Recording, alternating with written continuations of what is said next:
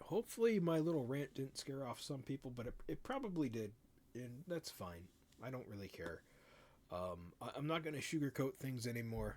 I used to do that because that's what I learned from the content creators that I used to follow. They used to sugarcoat a lot of stuff, but I'm not. If something's stupid, I'm gonna make fun of it. Something looks cool, I'm gonna say it looks cool.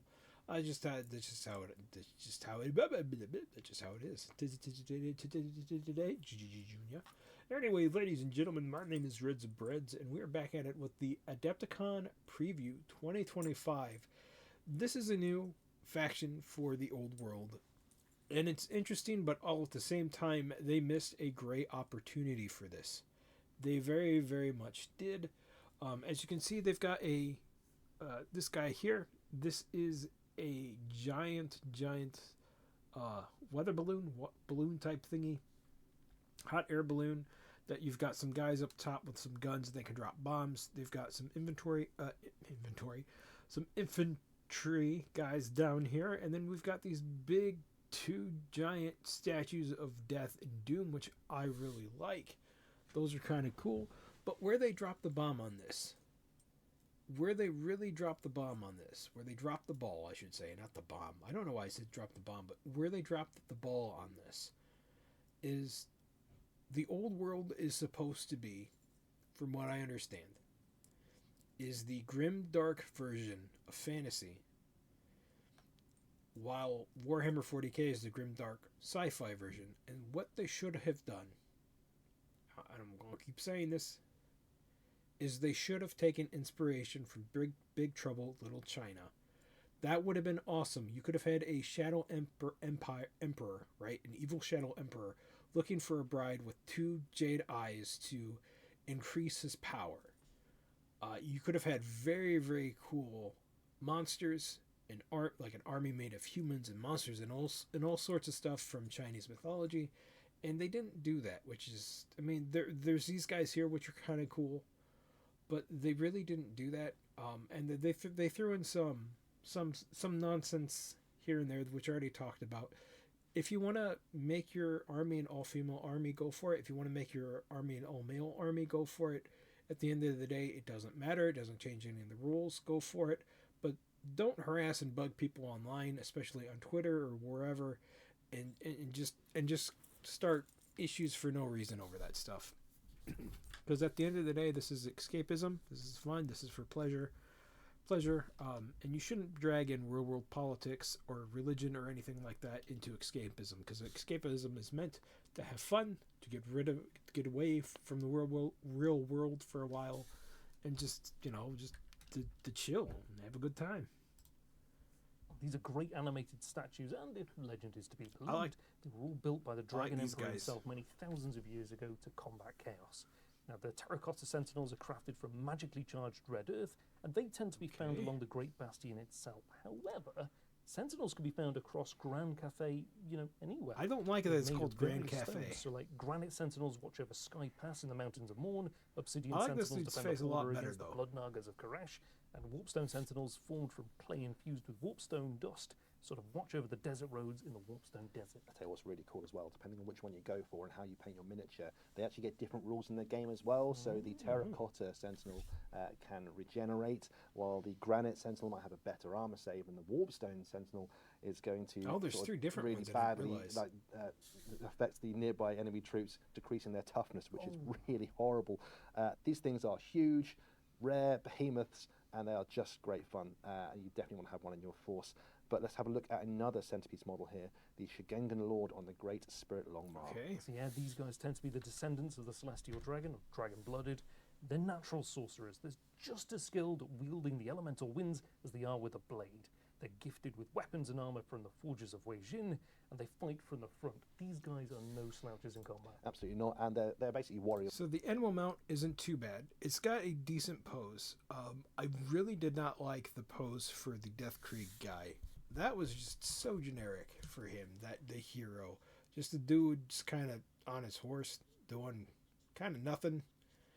I mean, they could have done something similar to this where his mount was reared up, he was trampling somebody, or just, I don't know, just do the Vampire Hunter D pose.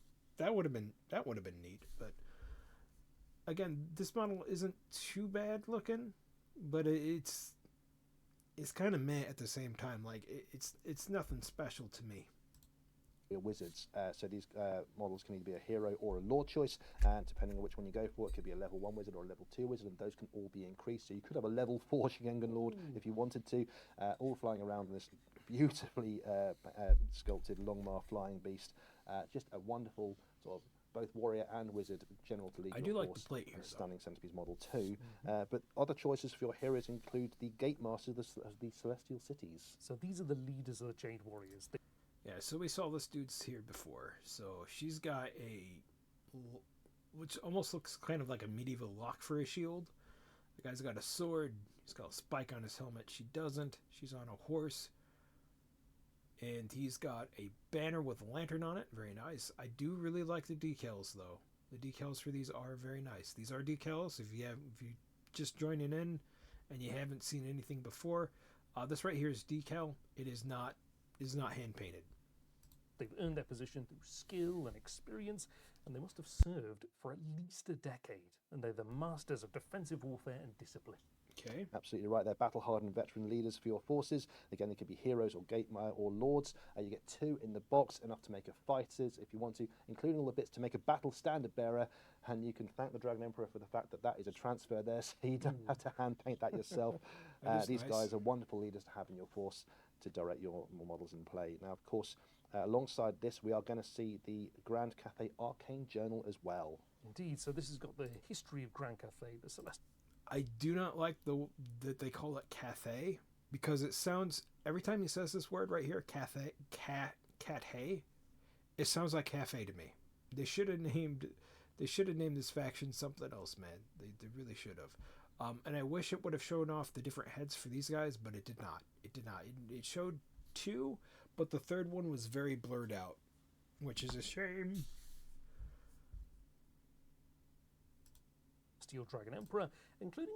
And it would have been nice too to see these swords actually represented on the models, because the swords that they have represented on the models are these big fat chunky looking boys. And the one curved blade that they had looked like a Warstock war club instead of a sword. If you know what that is a weapon that Native Americans used. It looked like. Go watch The Last of the Mohicans. You'll know what it is. Also, little bits of information that you might not know, such as that it was the Dragon Emperor who shared gunpowder with the Sky Titans, and a long and storied friendship with Nehekara, until events that we will not mention. It's got the philosophy of Grand Cathay, the armies, the formation of the Great... The Grand... You need to work on this, please. Please. Warpstone Desert, the trade, exploration. There's a bit of a focus on the armies of Nangao here. And that's the anchor at the western end of the Great Bastion. It's also got a lot on the Fengshi sorcery, which sees the winds of magic split into 2, yin and yang. Yang may just study control of the winds of magic, producing bright and vibrant spells, whilst yin is darker and more dangerous. Both new magic lords, which you can take for your wizards inside the Arcane Journal as well. This Arcane Journal is a bit unusual. It's not maybe like the other Arcane Journals we've seen, as it's more of a sort of standard army list. So much like you'd see in the Forces of Fantasy or the Ravening Hordes books, that every single model that's coming alongside will have their full rules in here, full special rules for the army, unique weapons, magic items, everything you need to field your Grand Cathay army in a game of Warhammer the Old World is in this book. So if you're going to collect an army, you need to get yourself a copy of this book as well. Yes. But that's not the only thing. We've got one more thing to show you from this army.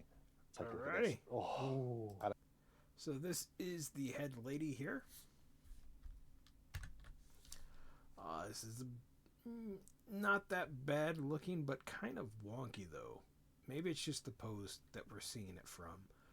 On not 1 but 2 tactical rocks. And I wonder... The way that this is put together kind of makes me worry that this might have some issues with weight distribute. It might be wobbly. That's what I'm going to say, because I can't say the word right now. It might be a little wobbly and fall over on the table.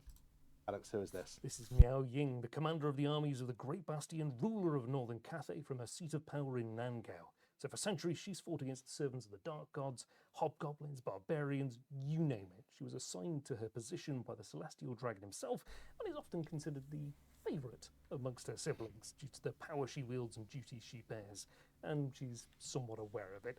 She's forever dealing with the Lords of Nangao because even when you are a dragon, politics and scheming never escape.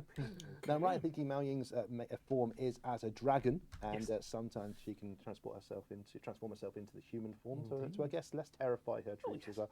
What's important as well, I mean, look at that beautiful miniature, isn't it? I think it's important to say as well, that model we've just seen, the dragon, Mao Ying here, and all the models we've seen in this entire range are all plastic, Indeed. which is fantastic. That's very good, because a lot of the old world stuff has just been purely resin, except for one or two things here. If they weren't resin, they were metal. It is what it is, you know. Some people really like the metal models. Good for them, because I know they like the weight. This model isn't really all that bad. Again, it's not really. It doesn't capture my eye and say, "Wow, I really want this model." It's just kind of like, it's neat. Fantastic news. So it's going to be much easier to make your miniatures. Mao Ying is a powerful wizard. She can transform herself from a dragon to a human whenever she wants to. And she's a supreme matriarch of the Nangao, and so she can promote warriors around her to be her. This makes me worried a bit here, because depending on how you cut this out, there could be issues. I can see these breaking too. I get fallen and like parts of it snapping off. Makes me a little bit worried about this model. I do like that she's kind of got like the weird dragon gauntlet hand, but at the same time, the way it's painted, especially with this white background, it just kind of gets muddled and lost. Celestial Dragon Guard, making them better in a fight as well. Just a stunning centerpiece model for your army. That whole collection is just incredible. The intricacy. It's all right. I want to say it's incredible and mind-blowing. There we go. That it's is pretty Grand decent. Cathay coming soon for Warhammer The Old World. A very exciting release. And yeah, you guys weren't sure if we're going to show you everything. We just have. So there we go. Exciting stuff. We've got a bit of time now to go over to questions. That was kind of a shitty jab, because the last couple of these, they purposely didn't show off a whole bunch, and it made for a lackluster experience. Just for them to show off like one or two things, and then most of it was just rehash of old stuff. So I'm going to say something that's not very nice, but I'm going to not say it. But wow, these guys are bigger poopy heads than me, and I'm literally made out of poop. Question corner. Ed, what's the chat talking about at the moment? Well, first off, I would like to shout out a few of the locations people talked about earlier. We've got people from all over the UK. Well, no one's really going to care of where you're from. So to the people over on YouTube, I will see you later. Bye, people of YouTube. To the people of Twitch, we're not going to go anywhere. We're just going to bear and grin this for a bit. I mean, we're at the 33 mark, and this is an hour and 20 minutes long. So we've got quite a bit to go. And then we also have a whole nother stream that I got to do tonight as well. I don't know if I'll be able to get through it all. I'm kind of glad that I started early.